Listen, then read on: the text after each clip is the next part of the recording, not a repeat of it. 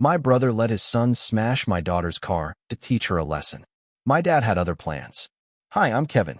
I'm 46, divorced, and a cybersecurity consultant living in Fremont, California. And last Christmas, my younger brother taught my daughter a lesson by letting his teenage son destroy her first car. 8 minutes later, his $74,000 Mercedes was a pile of scrap metal. Courtesy of my 72-year-old father, a sledgehammer, and a camera system Jason didn't know had been fixed. But let me back up. It was December 23rd, 3 years ago. My daughter, Maya, had just turned 17, and I gifted her a silver 2019 Honda Civic a few months earlier. Nothing flashy, but reliable, safe, and perfect for school and her part-time job at the local library. She took care of that car like it was a newborn, washed it every Sunday, kept peppermint gum in the console, named it Moonbeam. You get the idea. We were heading to my parents' house in San Jose for the big annual Christmas get-together. 18 people, roasted ham, cheesy casseroles, and my mom insisting we all wear matching sweaters. It was tradition. I drove ahead with my girlfriend Michelle. Maya followed in Moonbeam. We pulled up around 5:30 p.m. My mom came out to greet us, full apron, flower on her nose, arms outstretched. Maya ran into her hug like a kid who hadn't seen her grandma in a year, which was true. Inside, the usual chaos. Kids everywhere. My Uncle Frank already 3 glasses deep into red wine. And in the corner, of course, was my younger brother Jason, 42, cocky, smug, and permanently living in a state of mild financial denial. Jason owns a chain of mid-tier phone repair kiosks and walks around like he invented microchips. His latest flex? A brand-new Mercedes C-Class coupe parked right next to Maya's Civic, angled like it was posing for a magazine shoot. And there was Tyler, Jason's 14-year-old son, bleached blonde hair, hoodie half-zipped, that permanently bored teenager look that makes you want to ground him just on sight. Tyler kept glancing out the window at Moonbeam like he was casing it for a heist. Dinner started around 6:30. Everything was normal. Maya sat with her cousins, telling them about her finals. Jason bragged about his new car and how Tyler already knows how to handle the wheel better than most adults. That should have been my warning sign. But I was too busy buttering my third dinner roll to notice. And then, just past 7:15, it happened. A scream. High-pitched. Gut-wrenching. It came from the yard. And it was Maya. I was halfway through laughing at some story Uncle Frank was telling when Maya's scream cut through the house like a knife. Every voice stopped. Every fork paused midair. I dropped my glass and sprinted for the front door, Michelle right behind me. What I saw in the yard made my stomach hit the floor. Maya's Civic, her precious Moonbeam, was destroyed. I mean destroyed. Windshield shattered. Hood bashed in like someone took a baseball bat to it. Long, jagged scratches down both sides. One headlight was dangling like a loose tooth. The silver paint was scraped raw in chunks. And there was Maya, standing there in her reindeer sweater and jeans, shoulders shaking, hands over her mouth, crying so hard she couldn't get words out. I ran straight to her. Maya, are you hurt? She just shook her head, then pointed with a trembling hand. Standing 10 feet away, smug as ever, were Jason and Tyler. Tyler had the dumbest grin on his face, holding a rock the size of a cantaloupe like it was a trophy. Jason was sipping his wine like we were all overreacting to a minor inconvenience. What the hell happened? I barked. Jason shrugged. Relax, man. It's just a car. Maya wailed, he smashed it, Dad. I told Tyler not to touch it. And he threw a rock. I turned to Jason, disbelief flooding every vein in my body. You let him do this? Jason gave a little laugh, like this was some sitcom moment. It's called tough love. She refused to let Tyler sit in the car. Said something about him being too young to drive. So yeah, I taught her a lesson in humility. That's when I snapped. I lunged at him, grabbed him by the collar so fast he dropped his wine glass. You taught my daughter a lesson? You vandalized her car in front of her while she begged you to stop? Jason pulled back, pretending to be the victim. Hey, get off me. You're acting crazy. Relatives rushed in. Uncle Frank pulled me back. Aunt Sharon stood between us, arms out like she was defusing a bomb. But the damage, literal and emotional, was already done. Then my dad walked outside. He didn't say a word, just stared at the mess. At Maya. At Jason. Then he looked at the corner of the porch. At the security camera Jason clearly forgot existed. The silence was absolute. Even the kids stopped whispering. My dad, Harold, 72, former Navy officer, professional fixer of things, and a man who believes emotions are for people who haven't seen combat, just stood there, staring up at the tiny black dome of the security camera tucked under the porch awning. Jason noticed. I saw his fake confidence crack like an old phone screen. Wait, he muttered, shifting uncomfortably. I thought that thing was broken. Dad didn't even blink. Got it fixed last week. Jason's face paled like someone had pulled the battery out of him. Why didn't you tell me? Dad raised an eyebrow. Didn't realize I needed to log my home maintenance schedule with you. I could barely contain the rage swirling in my chest. Maya clung to Michelle, her face blotchy from crying, her voice still trembling. Grandpa, they destroyed Moonbeam. Just because I wouldn't give the keys to a 14-year-old. Then Tyler piped up, loud, proud. She was being stuck up? Dad said I could try it. She's just a brat who doesn't share. Jason, instead of shutting his kid up, nodded like Tyler had just delivered closing arguments. Exactly. This generation's too entitled. They need a reality check. And that's when my mom, sweet gentle Linda, stepped outside holding a tray of untouched Christmas cookies and said something I've only heard her say twice in my life. Shut up, Jason. Everyone froze. Even the wind seemed to stop blowing. Thomas, she said, turning to my dad. Play the camera footage. Jason practically lunged forward. Wait, hold on. Let's not make this a federal investigation. It's Christmas, for God's sake. But my dad had already pulled out his phone and tapped into the security app. There it was. On the screen, in crystal clear high definition, Jason and Tyler walking around Maya's Civic. Tyler yanking the handle, climbing into the driver's seat. Maya approaching calmly. Her voice audible. Tyler, get out. You're not allowed to sit in my car.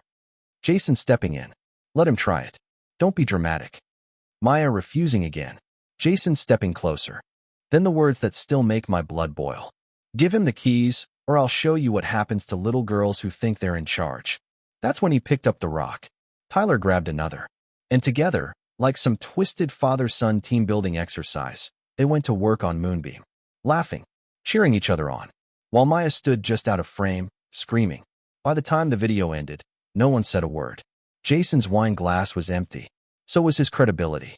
Dad put his phone down, looked at Jason, and said calmly, You owe your niece a car. And an apology. Or I owe you something. Jason scoffed, trying to recover. Oh, come on. What's the damage? For grand? It's just a Civic. Dad nodded. You're right. Then walked inside the house without another word. I figured he was going to grab his checkbook. I was wrong. 3 minutes later, he walked back out holding a sledgehammer and headed straight for Jason's Mercedes. The moment my dad stepped outside holding that sledgehammer, 2 hands, full grip, eyes locked on the Mercedes, you could feel every molecule in the air freeze in terror. Jason's smug little smirk evaporated. Dad, he said, voice cracking like an old radio, what are you doing? My dad didn't say a word. He walked right past the crowd, stepped up to Jason's shiny $74,000 Pride and Joy. White leather interior, spotless rims, dealership plates still on, and raised the hammer like Thor just clocked into a double shift. The first swing landed square on the hood. Boom. The sound echoed through the cul-de-sac like a gunshot. Everyone flinched. Jason screamed like someone had hit him. Dad, are you insane? That's a Mercedes. Dad adjusted his grip. Boom. Second hit. This time, a dent the size of a pizza box. The hood caved in like a soda can. Jason tried to lunge, but Uncle Frank and my cousin Derek held him back. Let him go, Frank muttered. He's owed this. Tyler, the kid who'd been so loud 5 minutes ago, was now frozen in place, mouth open, face ghost white. Boom. There went the driver's side mirror. Dad, stop. Jason shouted. This is beyond messed up. You're destroying my property. Boom. The windshield cracked like a spiderweb. My dad was breathing hard now, but you wouldn't know it from his face. Stone cold. Silent. Focused. Megan, Jason's wife, finally found her voice. Harold, please. That car is brand new. He didn't even look at her, just walked around to the passenger side and went for the headlights. 8 minutes. That's how long it took him to turn a luxury German machine into a glorified tin can. Broken glass littered the grass. Paint peeled. Tires slashed. The roof had a hammer-sized crater like it had been struck by meteorite judgment. Finally, my dad stepped back, rested the hammer on the grass, and looked at Jason, who was now practically vibrating with rage. "You said 4,000 was too much," Dad said, chest heaving slightly. "So I figured I'd give you something worth remembering." Jason broke free, storming up to him, face red and spit flying. "You're paying for this. I swear to God, I'll sue. You'll owe me triple. This is destruction of private property." My dad smiled. Actually smiled. A slow mocking, "I'm 10 steps ahead of you" grin. "Oh, now we care about property laws?" he said. "Didn't seem to matter when you were teaching a teenage girl a lesson." Jason sputtered. "This is different." My dad stepped forward, leaned in close, and whispered so low only Jason, and maybe me, could hear. "You mess with my granddaughter, you mess with me." Then louder for everyone, "Now apologize, or I'll upload the footage to every platform that exists. TikTok, Facebook, Reddit, LinkedIn. I'll even make a Pinterest board if I have to." Jason opened his mouth, then shut it, because he knew this wasn't over. Not by a long shot. Jason didn't speak, didn't blink, didn't move. He just stood there, shoulders hunched like he'd been struck by lightning, eyes locked on the smoking ruins of his car. You could practically hear his pride sizzling. The crowd stayed dead silent. Even the kids had stopped whispering and started exchanging those wide-eyed, "Is this really happening?" looks. The Christmas lights twinkled peacefully above a battlefield of shattered glass and burned egos. Then Maya sniffled. She was still huddled next to Michelle, arms wrapped around herself, eyes swollen. She looked at my dad, at her grandpa, with this mix of awe and heartbreak, like she couldn't believe someone actually stood up for her. For once, my mom finally broke the silence. "Jason," she said, calm but steel-edged, "you have 10 seconds to apologize before I personally open that security footage in a Facebook group full of angry moms with free time." Jason blinked hard, still trying to calculate some path out of this that didn't involve total humiliation. Then he tried his favorite move, deflection. "She disrespected me," he snapped, pointing at Maya. "Told me no. Told Tyler no. That's not how kids talk to their elders." "You're right," Dad said. "And destroying their property isn't how elders behave either." Jason clenched his jaw. "She's a spoiled little brat." And that was it. Dad turned to Megan. "Megan, do you want to stay married to this man after today?" She flinched like he'd smacked her. Then quietly, very quietly, she said, "He didn't tell me he was going to do it. I thought Tyler was just being dramatic." Dad nodded once, then turned back to Jason. "You're going to pay $28,000. That covers repairs, emotional damage, and the life lesson your niece didn't ask for." Jason exploded. $28,000? For a Civic? Are you insane? It's not even worth half that." Dad didn't flinch. "No, but her peace of mind is." Jason looked at everyone, at the circle of relatives who used to side with him. Aunt Sharon? Eyes narrowed. Uncle Frank? Hands folded. My cousins? Stone cold. Even the neighbors were glaring at him like he'd just kicked a puppy in front of Santa. And Jason realized something dangerous. He was alone. "Fine," he said bitterly, voice thick with venom. "Fine. You want an apology?" He turned to Maya. "I'm sorry," he said. But it wasn't an apology. It was a line reading. Empty. Flat. The kind of sorry that screams, "I don't mean this and I hate that I have to say it." My daughter didn't even look at him. She just wiped her face and whispered, "I don't need it." Jason threw his hands up. "There. You happy now?" Dad raised an eyebrow. That was the warning shot. Jason froze. "What?" I said. Dad repeated slowly. "That was your warning shot. You don't get to threaten this family again. Because next time, I won't go for the car." Jason stared at him, horror dawning in his eyes. "Next time," he croaked. Dad smiled. "I'll go for your business. And you know I can." That was the moment Jason knew he'd lost. But he hadn't hit rock bottom yet. Not even close. Jason didn't leave right away. No, that would have made too much sense. Instead, he stood there, in front of everyone, fuming like a toddler denied a toy, arms crossed, lips trembling with righteous indignation. And then, because Jason can't resist a final word, he muttered under his breath, "This whole family's a damn cult." To which Aunt Sharon, bless her heart, said loud enough for everyone to hear, "Yeah, a cult of decent people. You wouldn't understand." Boom. Aunt Sharon for the win. That broke the spell. A few cousins chuckled. Even Michelle smirked. Jason's face turned beet red. He turned to my dad, trying again. You're picking her over me. Your own son. Dad didn't blink. I'm not picking anyone. You made your choice the second you picked up that rock.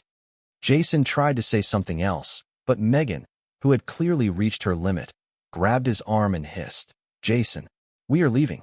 Right now. And Tyler? Tyler finally understood what fear looks like when it comes in the form of disappointed grandparents and silent stares from people who once babysat you. He muttered, sorry, without eye contact, then skulked toward the car. Or, well, the former car. Because Dad hadn't just smashed the Mercedes. He had humiliated Jason. Publicly. With witnesses. And permanent evidence. Jason knew what that meant. Social media was a wildfire, and our family group chat alone had 27 people and zero chill. Screenshots would be taken. Stories would be told. The Christmas smashing was about to become legend. They climbed into a borrowed Uber, silent, heads down, and drove off into the night. Their own car was left behind like a monument to karma. Once they were gone, people slowly drifted back inside. The Christmas hem still needed carving. The cookies still needed decorating. The wine was still flowing. But the energy was different, lighter, sharper. Maya sat next to me on the couch, holding my hand, still in her puffy reindeer sweater, still visibly shaken. Is it okay that I'm glad Grandpa did that? She whispered. I squeezed her hand. It's more than okay. You deserve to be defended. He just did it in the most cinematic way possible. And then came the line that really got me. She said, I thought I was going to have to just take it. I didn't think anyone would stand up for me. My throat closed up. Because that was the thing. It wasn't just about the car. It was about the message behind the car. That her voice mattered. That no meant something. That if she drew a boundary, someone would help defend it. And that someone was a retired Navy vet with a sledgehammer and no fear of body damage. But the night still wasn't over. Because what my dad did next, 4 days later, would take things to a whole new level. 4 days later, the doorbell rang. It was the 27th of December. Maya and I were back home in Fremont, the Christmas decorations half-packed, the smell of leftover gingerbread still lingering in the kitchen.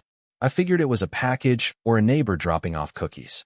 Instead, it was my dad, wearing a navy jacket, jeans, and that same deadpan expression he'd worn while demolishing a Mercedes. But this time, he was holding out a set of car keys. Maya ran to the door and froze like a deer in headlights. Grandpa, he tilted his head toward the driveway. Come see. We stepped outside, and there it was. A brand new, deep blue 2023 Honda Civic. Parked neatly in the driveway, with a giant red bow across the hood like it came straight from a holiday commercial. Maya gasped. Literally gasped. No way. Dad nodded. 22,000. Out of my retirement account. Don't worry, I've got plenty left. But I figured, if someone's going to teach you a lesson, it should be a better one. She blinked. What lesson? That you are worth standing up for. And that some people still keep their promises. Her eyes welled up instantly. She hugged him, hard. Arms around his middle, cheek pressed into his chest like she used to when she was a kid. I saw his hand hover awkwardly before landing gently on her back. For all his sledgehammer energy, my dad's still not great with hugs. But he held her, and that's what mattered. I walked out, just watching them. Felt something in my chest loosen that I didn't know I'd been holding. Dad handed over the keys, then turned to me. Jason sent a tow truck for what's left of his car.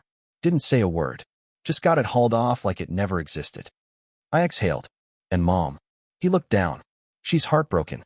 Still says she made mistakes raising him. But she told me, if I had to lose a son to protect my granddaughter, I'd do it again. That hit harder than I expected. We went back inside. I made coffee. We sat around the kitchen table like it was just another Thursday, except it wasn't. It was the day Maya got a new car and something bigger, closure, pride, proof she mattered. Before Dad left, I asked him, do you regret what you did? He didn't answer at first. Then, quietly, I regret not doing it sooner. I should have stopped Jason years ago. Maybe then, he wouldn't be the kind of man who thinks terrorizing a teenage girl makes him powerful. He looked tired then, like the weight of that one broken child had finally caught up to him. We didn't speak much after that. He drove back to San Jose. But Maya? She drove that car every day. Still does. Moonbeam too. 0. And every time she passes a silver Mercedes, she grins. Because she knows what it costs to earn that grin. But we weren't done just yet. Because there's a final lesson in all this. And it came a few months later, from the unlikeliest person of all. 3 months later, I ran into Tyler. I was picking up takeout from a local Thai spot near my office in downtown Fremont. Spring air, busy street, nothing special, until I looked up from my phone and saw him. Standing there, headphones in, shoulders hunched. That same bleached blonde hair, though the roots were showing now. He'd grown taller. Still had that air of practiced indifference, but it cracked the second he saw me. He froze. I froze. And for a second, I thought he might bolt. Instead, he pulled one headphone out and said, "Hey, Uncle Kevin." His voice was quieter than I remembered. I nodded. "Hey, Tyler." Awkward silence. Then, "Is Maya okay?" That took me off guard. "She's great. Started college. Still has the car your grandpa gave her." He nodded slowly, eyes on the sidewalk. "That car's nice. I mean, I didn't think it was back then, but I guess it was never about the car." I didn't say anything. Let the silence hang. Then he surprised me again. I was a jerk. I know. I was trying to impress Dad, and I don't know what I thought. I just remember her crying. And me laughing. And it felt wrong. Like, really wrong. But I didn't stop. He looked up at me. "I'm sorry. For real." It was the first genuine apology I'd heard from any of Jason's side. I nodded slowly. "Thank you. That means a lot. I hope you say it to Maya someday." "I want to. I just don't know if she'd listen." "She might. She's got more grace than most adults I know. But that's up to you." He nodded again, then said something I didn't expect. "I don't talk to my dad much anymore. He's still angry. Still blames everyone but himself. I didn't want to be like that. I didn't want to be the guy who thinks wrecking things is the same as being strong." That hit me hard. Because maybe this was the real ending. Not revenge, not retribution, but a kid finally breaking a cycle. We said our goodbyes. I told him to take care of himself. He gave me a small, uncertain smile and disappeared into the crowd. Later that night, I told Maya. She didn't say much. But the next day, I found her standing by the garage, wiping down her Civic with care, just like she always used to. She looked over at me and said, "Maybe people can change. One at a time." And I knew then, this wasn't just a story about a smashed car, a vengeful grandfather, or a broken sibling bond. It was about boundaries, about justice, about choosing to protect instead of punish, and sometimes about leaving the door cracked open, just in case someone decides to walk back through it the right way. Our family isn't perfect, but that Christmas, we got a little closer to it. And every time I hear the ping of Maya locking her Civic in the driveway, I smile. Because that sound, that's the sound of a girl who knows she's safe. And a man who finally learned what it means to be a father.